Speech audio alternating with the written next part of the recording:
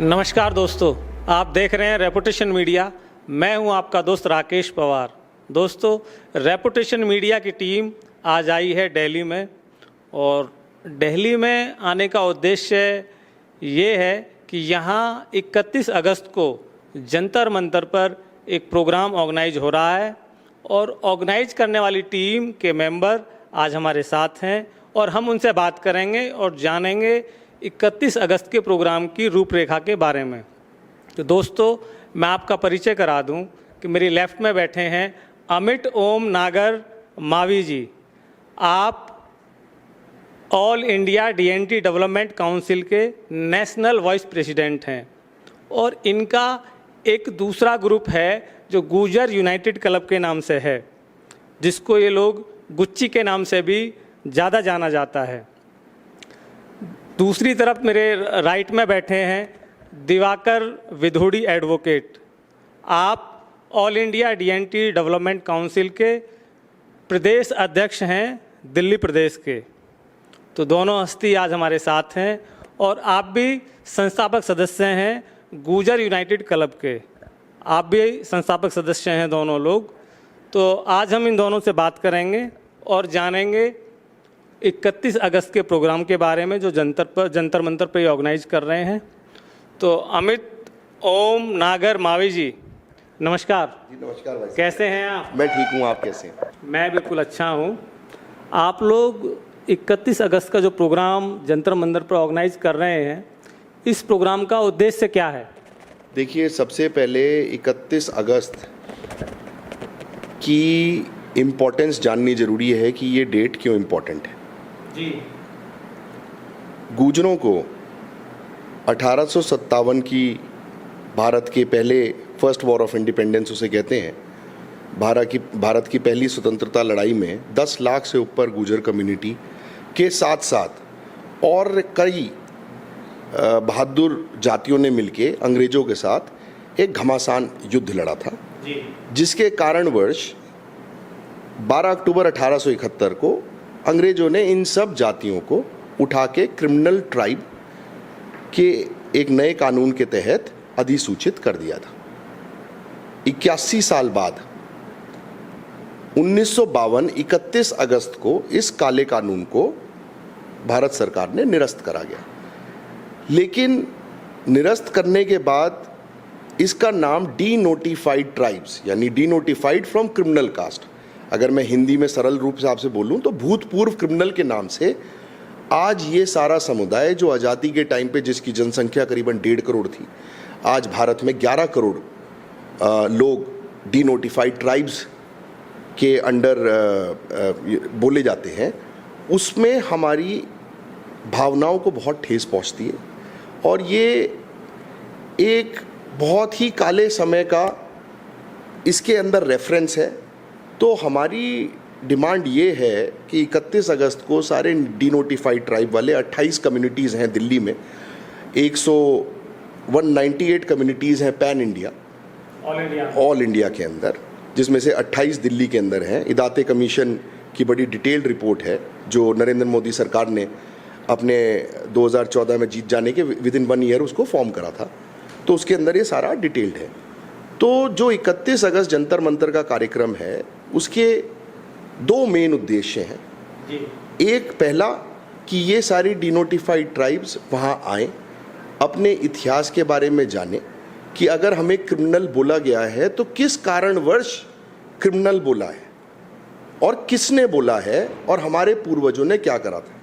क्या वो शर्म की बात है, या क्या वो एक बहुत हिम्मत की बात है और बहुत प्रेरणा लेने की बात है कि आपके पूर्वजों ने अंग्रेजों से बिना डरे अपनी जान की आहुति देके लड़ाई लड़ी थी, जिसके कारण उनको क्रिमिनल बोला गया और उन्हें मुख्य धारा से हटा दिया गया। ना उनको एजुकेशन में, ना सरकारी नौकरियों में, ना सम्मान में, कहीं पे भी किसी भी प्रकार का पार्ट लेने दिया।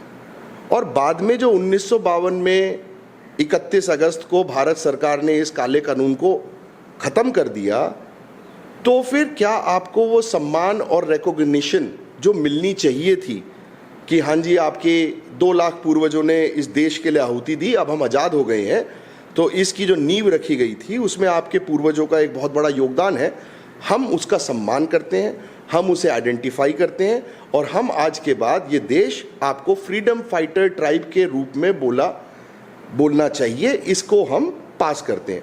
लेकिन क्योंकि हम लोगों की पॉलिटिकल रिप्रेजेंटेशन नहीं थी, 81 साल बहुत बड़ा टाइम होता है, 1857 के बाद 1952 यानी 95 साल का, जो आप समझ सकते हैं कि एक बहुत ही, मेरे पे शब्द नहीं है जो मैं आपको किन शब्दों में बोलूं, कि बिल्कुल ही ऑप्रेस करके, मुख्य धारा से काट के, जिनको क्रिमिनल बाय बर्थ, अगर उस परिवार में उस जाति में कोई बच्चा पैदा हुआ है उसे क्रिमिनल नाम दे दिया जाता है और उसे पुलिस स्टेशन में उसका रिकॉर्ड दर्ज कराया जाता है। तो आज आप सोच सकते हैं, आज हमारे साथ थोड़ी सी अगर हमारे ऊपर कोई पीड़ा आती है तो हम लोग कैसे बोलते हैं, यार हमारे साथ सही नहीं हो रहा। तो ये ज़माना ऐसा था जब आपके पैदा होते ही आप क्रिमिनल हो। तो उस सब की वजह से हम मुख्य धारा में 1952 में नहीं थे। हमारी रिप्रेजेंटेशन पार्लियामेंट में, जो उस समय लोग कानून बना रहे थे, नहीं थे। तो हमारे को एक बहुत ही अपमानजनक नाम भूतपूर्व क्रिमिनल के नाम से छोड़ दिया है। और आज तक, इस बात को 70 साल हो जाएंगे इस 31 अगस्त को, आज तक ये प्रचलन में है। जिसे मैं एक चीज़ और ऐड करना चाहूँगा, अभी हाल ही में नेटफ्लिक्स पे दिल्ली क्राइम्स 2 करके एक सीरीज़ आई है। अगर आप उसमें देखेंगे एपिसोड 2 में, तो ऐसी ऐसी गंदी बातें बोली गई हैं डीनोटिफाइड ट्राइब में, उससे साफ प्रतीत होता है कि जो लिखने वाले राइटर हैं या जो बनाने वाले सीरीज़ वाले हैं, उन्हें पता ही नहीं है कि अगर क्रिमिनल ट्राइब उन्होंने शुरू करा कि इन्हें क्रिमिनल ट्राइब अंग्रेजों ने कर दिया था। अरे आप इतिहास जाके तो पढ़ो कि इन्हें करा क्यों है, कितने उन्होंने अंग्रेजों को कत्लेआम मचाया, कितने हजार अंग्रेजों को जान से घाट उतारा। धन सिंह कोतवाल जी ने जो 10 मई को चालू करा था मेरठ से और दिल्ली तक, कितने हजार गोरों को मारा। और अपने देश के लिए लड़ने की वजह से हम क्रिमिनल बने हैं, जैसे भगत सिंह टेररिस्ट बने अपने देश के लड़ने के लिए। तो आज भारत भगत सिंह को एक्स टेररिस्ट बोल के संबोधित करेगा या फ्रीडम फाइटर बोल के संबोधित करेगा। इसी प्रकार से हमारी जो पूरी कौम है और साथ में 197 और बिरादरियां हैं कश्मीर से कन्याकुमारी तक, वो डिजर्व करते हैं कि भारत का बच्चा बच्चा उन्हें सम्मान से देखे, उनके पूर्वजों के बलिदान को एक श्रद्धांजलि अपने दिल में रखे। और भारत सरकार तुरंत इस त्रुटि को दूर करते हुए फ्रीडम फाइटर ट्राइब के नाम से हमें चेंज करे। तो इसकी जागरूकता फैलाने के लिए, अपने और भाइयों को हमारे इतिहास के बारे में बताने के लिए, और फिर सरकार से ये अपील करने के लिए हम सब लोग जंतर मंतर पे 31 अगस्त को 10 बजे मावी साहब, मैं ये और पूछना चाह रहा था, ऑल इंडिया डीएनटी डेवलपमेंट जो काउंसिल है, इसकी फुल फॉर्म क्या है, आप जरा इसके बारे में बताएं। जी, डीएनटी अभी सरकारी नाम है। तो डीएनटी का मतलब हो गया डी नोटिफाइड ट्राइब। जो हम लड़ाई लड़ रहे हैं कि हमारा नाम ही गलत दिया हुआ है। पूर्व आपराधिक जाति। जी, D notified from what? D notified from criminal caste. तो एक ऐसा रेफरेंस जिसकी मेरी सोच में और हमारी संस्था की सोच में और भतेरे इस मुद्दे पर भारत सरकार ने 4-5 कमीशंस ऑलरेडी बनाए हुए हैं। नीति आयोग है, टेक्निकल एडवाइजरी ग्रुप है, उन सब लोगों ने ये नोट करा है कि ये जो समाज है ये अति पिछड़ो वर्ग में आता है और इसे मुख्य धारा में लाने के लिए एक समाज ने जो इस डीएनटी समाज के प्रति अपनी सोच बनाई हुई है, उसको भी बदलने की ज़रूरत है। तो इसी की पहल में मेरा ये भारत सरकार से, minister of social justice and empowerment से ये हमारी डिमांड है हमारे पूरे समाज की कि हमारा नाम डीनोटिफाइड ना बोला जाए। इसमें हम बहुत अपमानित फील करते हैं और एक बहुत ही काल जो एक हमारी पूरी जातियों पे आया था भारत से लड़ने के लिए, वो सारी ट्रॉमा और सारी मेमोरीज उठती हैं। तो एक अपमान को सम्मान में बदला जाए। चलिए ठीक है मावी साहब। दर्शकों मैं आपको सरल भाषा में बता दूं, एक्चुअली मावी साहब तो थोड़ा इंग्लिश का ज़्यादा यूज कर रहे थे उसमें। सरल भाषा में आपका कहने का उद्देश्य ये है कि 31 अगस्त को जंतर मंतर पर जो ये प्रोग्राम वहाँ ऑर्गेनाइज कर रहे हैं, उसका उद्देश्य ये है कि 1857 की जो क्रांति हुई थी, उस क्रांति में गुर्जरों ने बढ़ चढ़कर हिस्सा लिया था और लगभग 10 लाख गुर्जर अंग्रेज़ों से लड़े थे। तो इतनी बड़ी संख्या में लड़ने की वजह से अंग्रेज़ों ने 1871 में गुर्जर कम्युनिटी के साथ मुख्य भूमिका में गुजर ही थे, लेकिन और बहुत सारी कम्युनिटी थी जिनको आपराधिक जनजाति के रूप में घोषित कर दिया और एक कानून और लगा दिया कि जो भी बच्चा इस समाज के अंदर पैदा होगा वो जन्मजात अपराधी कहलाया जाएगा। इस कानून को लगभग रेगुलर 81 साल ये चला और देश आज़ाद हुआ 1947 में, लेकिन 1952 में इस कानून को हटाया गया। और कानून हटाने के बाद भी जो भी बुद्धिजीवी जब वहाँ रहे होंगे उन्होंने ज़्यादा बुद्धि पर जोर ना देकर उसको पूर्व आपराधिक जनजाति। भाई आप ये बताइए कि जब देश आज़ाद हो गया, अपराधी अंग्रेज़ों की नज़र में थे, हिंदुस्तान के लिए तो उन्होंने लड़ाई लड़ी थी, तो फिर वो पूर्व अपराधी आप किस बिहार पे उनको लिख रहे हैं? तो इनकी लड़ाई ये है, ये कहना चाहते हैं उस प्रोग्राम के माध्यम से कि जितनी भी जातियां हिंदुस्तान के अंदर पूर्व आपराधिक जनजाति जो लिखा गया है उसके बदले वहाँ स्वतंत्रता सेनानी जनजाति लिखा जाए, क्योंकि उन्होंने देश की आज़ादी के लिए बिगुल बजाया था। अभी हमारे साथ दिवाकर विधुड़ी एडवोकेट साहब हैं, वो 1857 की क्रांति पर उस इतिहास पर काम इन्होंने किया है, तो इनसे भी हम जानेंगे कि 1857 पर ये भी कुछ प्रकाश डालें और बताएं। तो विधुड़ी जी नमस्कार, कैसे हैं आप? नमस्कार जी। 1857 पर आप भी हमारे दर्शकों को क्या बताएंगे? पवार साहब, अभी अमित जी ने बहुत विस्तार से बताया डीएनटी के बारे में, और ये 1857 से ही जुड़ा हुआ है जी। इदाते कमीशन की जो जनवरी 2018 में रिपोर्ट आई है उसमें क्लियरली लिखा है कि यह 1857 का जो क्रांति थी ये केवल दो जातियों की क्रांति थी। एक वो जाति जो अंग्रेज़ों के साथ थी और एक वो जाति जो अंग्रेज़ों के खिलाफ थी जी। ये 1857, तो इससे आप समझ सकते हैं इसकी पहली ही लाइन में यही लिखा है। और इसमें एक अकेला ऐसा नहीं है कि किसी एक अकेली जाति ने इसको क्रांति को लड़ा है। इसमें आज जो डीएनटी में जो जातियाँ आती हैं, विमुक्ति जाति में आती हैं, विमुक्ति, घुमंतु और अर्धघुमंतु करके जो जातियाँ आती हैं वो लगभग 1238 के आसपास जातियाँ हैं। तो हमारा एक डिमांड है जो 31 अगस्त को हम ये कर रहे हैं जंतर मंतर पे, हमारी डिमांड है हमें डीएनटी ना कहकर हमें वो कहा जाए कि जो हमने 1857 में एक्चुअल में काम किया है। हम स्वतंत्रता सेनानी जातीय कह सकते हैं हमको। और हमारी एक इसके साथ एक डिमांड और है। हमारा 1857 के अंदर अगर मैं पर्टिकुलर एक अपनी जाति की बात करूं, वैसे तो इसमें बहुत ऐसी जातियां थी, जैसे हमारे साथ एक ऐसी जाति है मल्लाह। मल्लाह बहुत छोटी सी जातियां हैं, लेकिन इनके काम इस तरह से जब आप गजेटियर्स पढ़ेंगे तो वहाँ इनके वर्क लिखे हैं और उन्होंने इसी वजह से इन जातियों को इन कैटेगरी में डाला था कि अंग्रेज़ों के खिलाफ लड़े थे। बहेलिया है, गुजर है, लोधी है, कश्यप हैं, जोगी हैं। तो ये इनकी ऐसी एक एक्टिविटी थी जिनको देख के क्योंकि अंग्रेज़ों के खिलाफ एक एक्टिविटी चल रही थी तो वहाँ जाके डाला। 12 अक्टूबर 1871 को कानून बनाया और कानून इतना खतरनाक कानून है, उसका कलंक आज तक भी हमारे सिर पे है। वो कानून कहता है कि ये क्रिमिनल ट्राइब हैं और आज भी उसी को आप आज भी कह रहे हो। देश आज़ाद हो गया, देश आज़ाद होने के बाद आज भी हम उसी को ढो रहे हैं। तो एक तो इसको हटाने का है।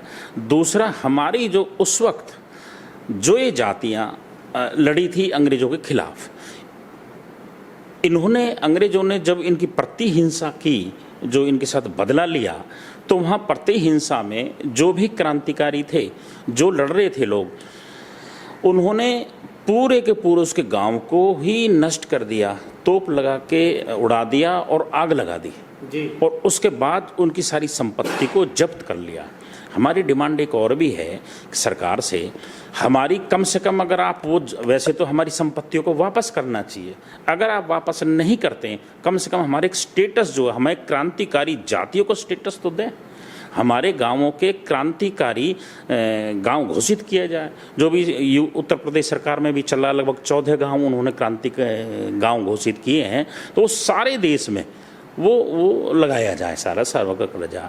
तो 1857 में कितने भी आप जाके देखेंगे, वहाँ पर्टिकुलर गुजरों की बात कर रहा हूँ मैं एक, क्योंकि यहाँ आसपास जहाँ बैठे हैं इसके आसपास के गुजरों के गांव थे, मेरठ से लेकर जो दिल्ली का जो बेल्ट है पूरी, सारे के सारे गांव, उसमें लिखा है एरिक स्टोक साहब ने अपनी पुस्तक में और गजेटियर में लिखा है कि राजस्थान से लेकर और ऊपरी दोआब तक केवल 33 गांवों को छोड़ के सभी गांवों, गुजर गांवों को जब्त किया गया, क्योंकि वो अंग्रेजों के खिलाफ लड़ रहे थे। सभी गांवों को जब्त करके और उनकी संपत्ति को उनसे वंचित कर दिया गया और क्रिमिनल ट्राइब एक्ट लगा दिया।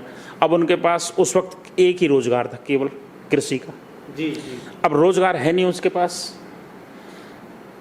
और उसको प्रतिबंध कर दिया कि वो किसी आपको और रोजगार नहीं करेंगे। मतलब मुख्य धारा से तो वो लोग काट ही दिए गए, एक जिले से दूसरे जिले में नहीं जाएंगे, ये भी एक प्रतिबंध है उसमें। ये भी प्रतिबंध है, अगर कोई नया बच्चा पैदा हो रहा तो उसका रजिस्ट्रेशन होगा। और ये भी प्रतिबंध है कि जो घर का मुखिया है उसको अपने फिंगरप्रिंट, जो आज फिंगरप्रिंट हम देते हैं, उसको फिंगरप्रिंट जाके प्रतिदिन थाने में जाके देने होंगे। अब आप उसके प्रावधान अगर पढ़ेंगे क्रिमिनल ट्राइब एक्ट के, तो आज भी रूह कांपती है। तो बड़ी अजीब चीज़ें हैं। तो सबसे पहला तो उसमें है कि जो हमारे किसी गांव में जब आप तोप लगा रहे हो तो उसमें कोई बचेगा क्या? कोई जानवर भी नहीं बचेगा, सब कुछ उड़ा दिया। कोई कहते हैं कि भाई पर्टिकुलर एक आदमी को फांसी लगाई, या तो पूरे गांव को ही जला दिया, मार दिया, एक आदमी नहीं बचा है। किसी भी गांव को उठा के देख लें, आप दिल्ली के गांव को उठा के देख लें, ये बुलंदशहर जिला होता था उस वक्त, ये मेरठ का जो है ये, और ये दिल्ली तक लगता था, ये बुलंदशहर जिला बोलते थे इसको। तो यहाँ पे कोई भी गांव ऐसा नहीं बचा है जहाँ पे सैकड़ों लोग नहीं मारे गए हैं, जहाँ पे सैकड़ों लोगों को फांसी नहीं लगाई गई है। तो ये सारी चीज़ें 1857 की। चलिए, विधुड़ी साहब ने बहुत शानदार इन्फॉर्मेशन दी। तो दोस्तों, अभी हम बात करेंगे मावी साहब से भी। मावी साहब, आप ये बताइए कि ये जो प्रोग्राम आप ऑर्गेनाइज कर रहे हैं, तो इसमें आपने गवर्नमेंट के भी किसी प्रतिनिधि से या वहाँ भी कुछ आपने इस पर चर्चा की? जी, एक लिस्ट ऑफ डिमांड्स बनाई है जी अपने संगठन की तरफ से, डीएनटी समाज की तरफ से, जिसमें मैं अगर आपको 4 मुख्य बातें बताऊं, वो पहली ये है कि एक तो हमारे को वो बोला जाए जो हम हैं, फ्रीडम फाइटर ट्राइब। दूसरा, जो सारे कमीशंस की एक मुख्य मांग है और सारे कमीशनों ने मांगी है कि एक परमानेंट कमीशन, जैसे नेशनल ह्यूमन राइट्स कमीशन है, एसटी कमीशन है, ओबीसी कमीशन है, इस रूप में एक परमानेंट कमीशन डीएनटी समाज, DNT nomadic tribes and semi nomadic tribes, total इसमें 20 से 25 करोड़ भारत की आबादी जो अति पिछड़ों की है वो आती है, तो एक परमानेंट कमीशन बनाया जाए। तीसरा, सेंसस में इनकी प्रॉपर, हमारे समाज की प्रॉपर काउंटिंग करी जाए, जिससे सेंट्रल गवर्नमेंट और स्टेट गवर्नमेंट अप्रोप्रिएट पॉलिसियां बना पाए, उपयुक्त पॉलिसीज बना पाए। और चौथा, जो atrocities, prevention of atrocities act है, वो डीएनटी समाज भी उसके अंदर कवर हो, जिससे एक प्रशासन में, एक समाज में जो इस डीएनटी समुदाय के प्रति, नोमैडिक समुदाय के प्रति जो एक विचारधारा है और जो जिस तरीके का बोलचाल है, वो हटाया जा सके और कानून उसे प्रोटेक्ट कर सके। तो ये हमारी मुख्य मांगे हैं, और इसी के लिए मैं minister of social justice and empowerment में हमारे संगठन से लोग जाके मिले थे, मैं खुद भी गया था जी। तो काफ़ी चर्चा हुई है। ये बैक एंड फोर्थ डिस्कशंस के बाद इन डिमांड्स पे हम आए हैं, और 31 तारीख का जो मेन मकसद है वो एक समाज, जो आज हमारे समाज को पता ही नहीं है कि वो क्रिमिनल थे तो क्यों थे। मैं अगर आपको अपना उदाहरण दूं तो मेरा कॉन्वेंट स्कूल में जब मैं पढ़ने गया तो मेरा नाम मावी नहीं लिखा गया था, सिर्फ अमित लिखा गया था जी। तो एक, तब मेरी एज थी 4-5 साल, मैंने उस चीज़ को रियलाइज़ नहीं करा, बट जैसे जैसे मैं बड़ा हुआ, सबके बच्चों के मैं सरनेम देखता था, तो मेरा अपना सरनेम ना होने के कारण एक बच्चे के दिमाग में अपने आप ऐसे सवाल उठ जाते हैं जिसे कुछ साल लग जाते हैं अपने माँ बाप से पूछने में भी, कि मेरा नाम क्यों नहीं लिखा जा रहा। जैसे हम पिक्चरें देख रहे हैं वैसे हम सोचने लगते हैं पता नहीं क्या बात है। तो ये मेरा जन्म ही 1980 में हुआ है, जबकि 1952 में ये कानून हटा दिया गया था। तो आप देख सकते हैं कि किस प्रकार से ये जो एक भेदभाव है और ये क्रिमिनल कास्ट में होने का जो आफ्टर इफेक्ट है, वो आज भी समाज के अंदर एग्जिस्ट करता है 2022 में। हम कागजों में भूतपूर्व क्रिमिनल तो जरूर हो गए हों, लेकिन अभी भी मुझे खुद पर्सनली लेवल पे कई बार ये सुनने को मिलता है जिसमें लोग गुर्जर और अन्य डीएनटी समुदाय को एज अ क्रिमिनल ही विदाउट एनी रीज़न, कोई उन पे रीज़न नहीं होता है, अच्छा अरे यार तुम तो बड़े बदमाश हो, अरे तुम तो बड़े लड़ाकू होते हो, तुम तो बड़े चोर होते हो, तुम तो बड़े हरामी होते हो। सो आई एम सॉरी इस शब्द के लिए, बट ये सॉरी होना चाहिए उन लोगों को भी जो इस शब्द का यूज़ कर रहे हैं एक पूरे समुदाय के प्रति। तो ये आज भी एग्जिस्ट करता है और हमारे को इस को एड्रेस करना पड़ेगा। जो हम कहते हैं सबका साथ सबका विकास, अगर हमारे को एक मजबूत देश बनना है तो उन समुदाय को जिन्होंने भारत की लड़ाई लड़ी वीरता से, कुर्बानी दी, ना सिर्फ अपनी खुद की बट अपनी आने वाली पीढ़ियों के भविष्य की भी, आज भारत को कहीं ना कहीं उसका सम्मान करना चाहिए, उसको रिकॉग्नाइज करना चाहिए और हिस्ट्री की किताबों में हर बच्चे को इस बारे में पढ़ाना चाहिए कि क्या हुआ था 1857 में। ठीक है मावी साहब, जो दर्शक हमारे आपके प्रोग्राम को उसको देख रहे हैं तो उनके लिए आप क्या मैसेज देना चाहेंगे? जी मैं यही मैसेज दूंगा कि भाइयों, अपनी पूर्वजों को सम्मान देने के लिए, अपने खुद के आत्मसम्मान के लिए, इस अन्याय के खिलाफ खड़े होने के लिए और अपनी आने वाली पीढ़ियों के बेहतर भविष्य के लिए कि उन्हें सम्मान मिल सके, प्लीज़ 10 बजे 31 अगस्त को जंतर मंतर आइए। अगर आप उस दिन नेशनल हॉलीडे भी है, गणेश चतुर्थी है, तो आइए। और उसका मुख्य रीज़न ये है कि हम एक दूसरे से मिलके ये जागरूकता बढ़ा सकें कि हमारा इतिहास क्या है, जिससे हम प्रेरणा लेके अपने और अपने बच्चों के लिए अच्छा भविष्य बना सकें। आज हम खुद अपने मन में अपने आप को क्रिमिनल ना समझें, बल्कि एक बहुत ही प्राउड ट्राइब से हम लोग बिलोंग करते हैं जिसने बहुत बड़ी कुर्बानियाँ करी हैं। ये हम एक दूसरे को सारी बातें बताएं और फिर इस बात को फैलाएं। चलिए, बहुत शानदार मैसेज आपने दिया। इनका उद्देश्य ये है कि भाई आप लोग अपनी जो पूर्वजों की जो मेहनत है, जो उन्होंने कुर्बानी दी है, उसको पहचानें, उसको जानें। तो दोस्तों, आज के प्रोग्राम में बस इतना ही। आप देखते रहें रेपुटेशन मीडिया। मैं हूं आपका दोस्त राकेश पवार। मिलते हैं फिर किसी नई वीडियो में किसी नई हस्ती के साथ। नमस्कार।